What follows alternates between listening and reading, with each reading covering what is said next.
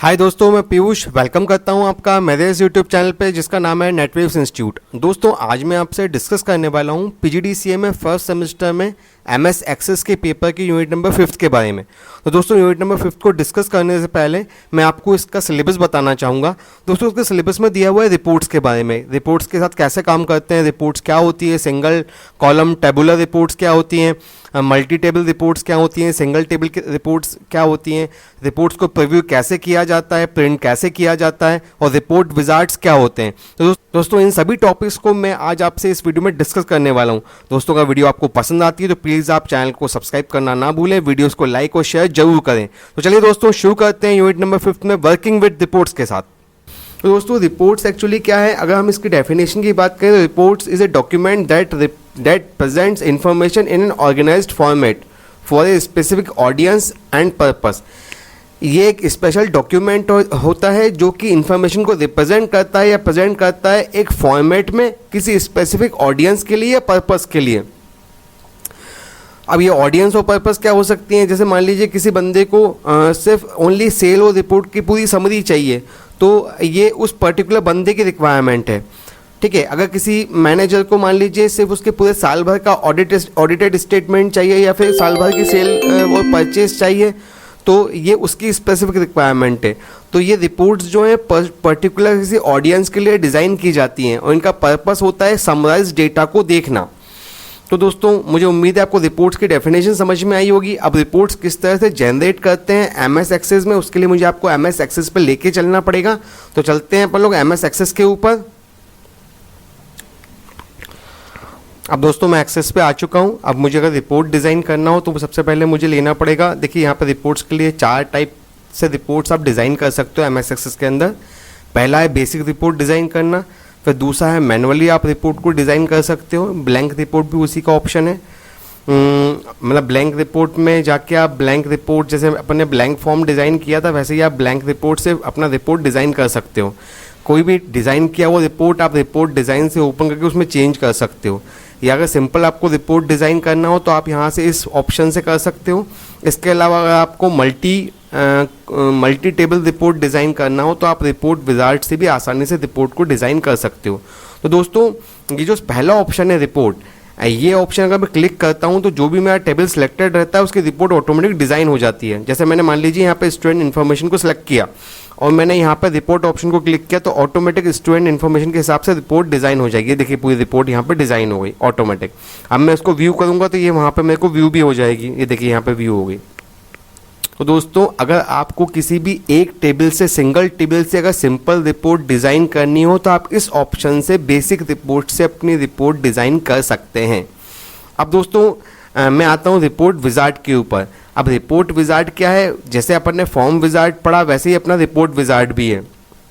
Report wizard आपको एक wizard देता है जिससे आप रिपोर्ट्स को डिज़ाइन कर सकते हो। जैसे मैंने रिपोर्ट विजार्ड को डबल क्लिक किया दोस्तों आपके सामने यहाँ पे एक विजार्ड आ जाएगा। अब आप में इस विजार्ड के अंदर आपको क्या इन्फॉर्मेशन चाहिए रिपोर्ट्स के अंदर, मान लीजिए आपने यहाँ पर ट्रांसफ़र कर ली सारी इन्फॉर्मेशन पर आपको रिज्यूम नहीं चाहिए तो आपने इसको हटा दिया। अब यहाँ पे आपका एनरोलमेंट नंबर आ गया, स्टूडेंट नेम आ गया, एज आ गया, एड्रेस आ गया, मैरिड आ गया।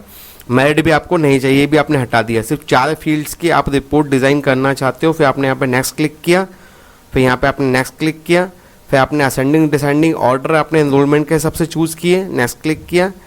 फिर आपने बोला कि हमें किस टाइप की टेबल चाहिए, किस टाइप की रिपोर्ट चाहिए सॉरी, तो आपने बोला कॉलम वाइज चाहिए, टेबुलर चाहिए। तो कॉलम में तो कॉलम वाइज आ जाएगी इस टाइप से नीचे, और टेबुलर में टेबल टाइप में हमें टेबुलर रिपोर्ट्स जो है टेबुलर फॉर्म में ही रहती हैं दोस्तों, इसलिए आप टेबुलर फॉर्म को चूज़ कर लीजिएगा। नेक्स्ट क्लिक किया और यहाँ पर फिनिश कर दिया। तो इस टाइप से आपकी यहाँ पर रिपोर्ट जनरेट हो जाएगी। तो दोस्तों इस तरीके से आप रिपोर्ट विजार्ड से सिंगल टेबल से रिपोर्ट जनरेट कर सकते हैं। अब दोस्तों मैं आता हूँ कि हमें 2 टेबल से रिपोर्ट डिज़ाइन करना हो तो फिर मैं रिपोर्ट विजार्ड पे आ जाऊँगा। अब यहाँ पे 2 टेबल से मुझे रिपोर्ट डिज़ाइन करनी है तो मैंने यहाँ पे एनरोलमेंट नंबर ले लिया, स्टूडेंट का नाम ले लिया। ये मेरे स्टूडेंट इन्फॉर्म टेबल से लिया हुआ है मैंने। अब मैंने यहाँ पे स्टूडेंट एग्ज़ाम फॉर्म की इन्फॉर्मेशन निकाली और यहाँ से मैंने हिंदी के मार्क्स, इंग्लिश के मार्क्स, मैथ्स के मार्क्स, सोशल साइंस के मार्क्स और साइंस के मार्क्स ले लिए और मैंने यहाँ पे नेक्स्ट क्लिक किया। अब दोस्तों यहाँ पे सारी चीज़ें एनरोलमेंट नंबर, स्टूडेंट का नाम, Hindi, English, maths, social science and science से सभी ऑप्शंस आ रहे हैं। मैंने यहाँ पे नेक्स्ट क्लिक किया, मैंने असेंडिंग डिसेंडिंग ऑर्डर में एनरोलमेंट नंबर को चूज़ किया, मैंने यहाँ पे नेक्स्ट क्लिक किया, टेबलो चूज़ किया, नेक्स्ट क्लिक किया और मैंने यहाँ पे फिनिश क्लिक कर दिया। तो देखिए ये 2 टेबल से रिपोर्ट में डिज़ाइन हो गई है। एनरोलमेंट नंबर 1 का नाम अजय है, उसके हिंदी में 45 मार्क्स हैं, इंग्लिश में 32 मार्क्स हैं, मैथ्स में 40, एसएस में 35 एंड साइंस में 32। तो इस तरीके से दोस्तों मैं यहाँ से रिपोर्ट विजार्ड से अपनी रिपोर्ट को डिज़ाइन कर सकता हूँ। अब दोस्तों इस रिपोर्ट को मुझे अगर पीडीएफ में सेंड करना, पीडीएफ में कन्वर्ट करना हो तो इस ऑप्शन से, पीडीएफ ऑप्शन से मैं कन्वर्ट कर सकता हूँ।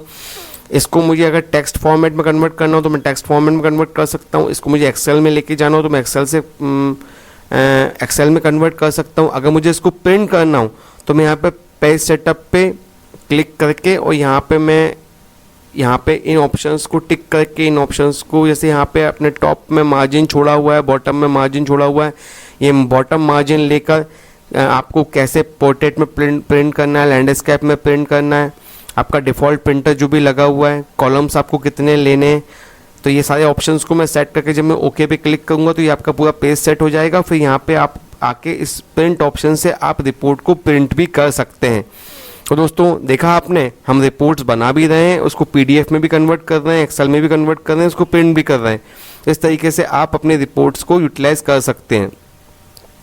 पीडीएफ का ऑप्शन और बता देता हूँ दोस्तों, अगर पीडीएफ में आपको कन्वर्ट करना हो तो आप डायरेक्ट क्लिक कीजिए पीडीएफ पे और यहाँ पे आपका फॉर्मेट आ जाएगा student.pdf, यहाँ पे आप पब्लिश कर दीजिए तो ऑटोमेटिक आपकी रिपोर्ट जो है पीडीएफ फॉर्मेट में कन्वर्ट हो जाएगी।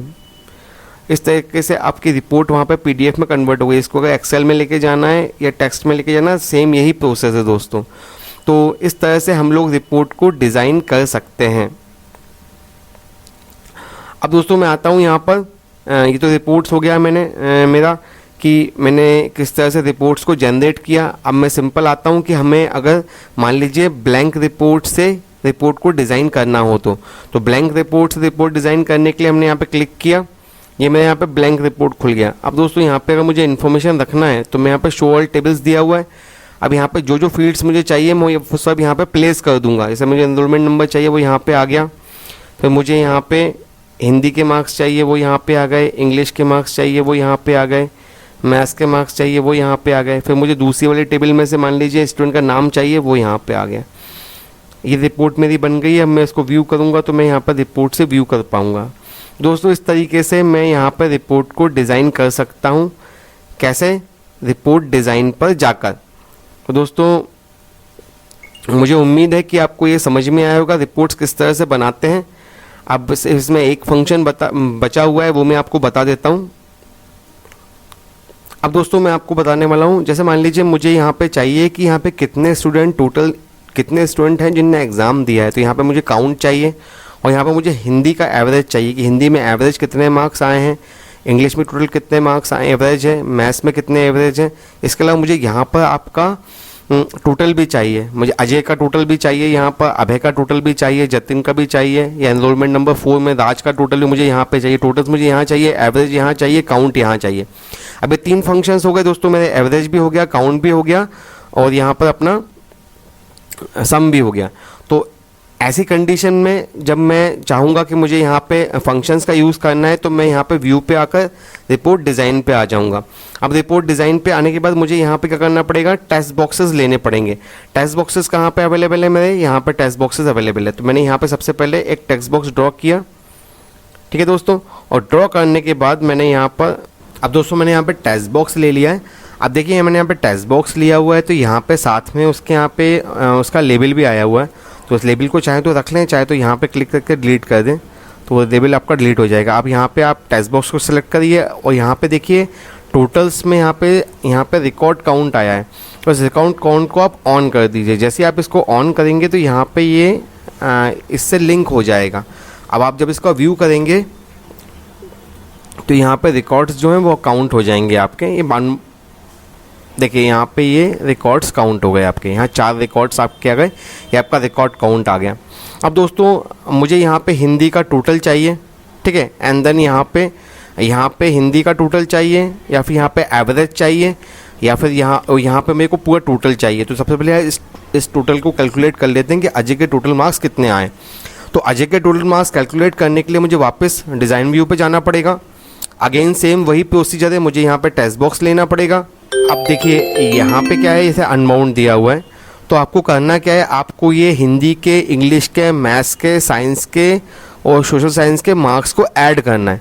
तो दोस्तों ये पांचों फील्ड्स अलग अलग है, इसलिए आप कंट्रोल सोर्स प्रॉपर्टी पे आएंगे, इसको सेलेक्ट करके इसकी प्रॉपर्टीज़ आप ओपन करेंगे और प्रॉपर्टीज़ पे आके यहाँ पर आप जो है इसको कंट्रोल सोर्स प्रॉपर्टी पे क्लिक करेंगे। जब आप कंट्रोल सोर्स प्रॉपर्टी पे क्लिक करेंगे आपके सामने बॉक्स खुल जाएगा। अब यहाँ पे आपको क्या क्या ऐड करना है, आपको ऐड करना है इंग्लिश के, हिंदी के, इंग्लिश के सभी के मार्क्स। तो आप यहाँ पे इक्वल टू लगाएंगे और यहाँ पे टाइप करेंगे HINDI Hindi plus English plus maths plus SS plus science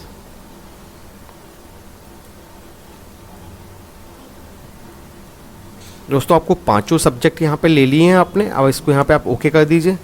अब आप जब यहाँ पे इसको व्यू करेंगे तो आपके पांचों सब्जेक्ट के मार्क्स टोटल हो जाएंगे। देखिए आपके सामने रिपोर्ट है, इसमें अजय के ये 45, 32 ये पूरा 184 आ रहा है अजय का टोटल, अभय का टोटल 158 आ रहा है, जतिन का टोटल 188 आ रहा है और राज का टोटल 182 आ रहा है।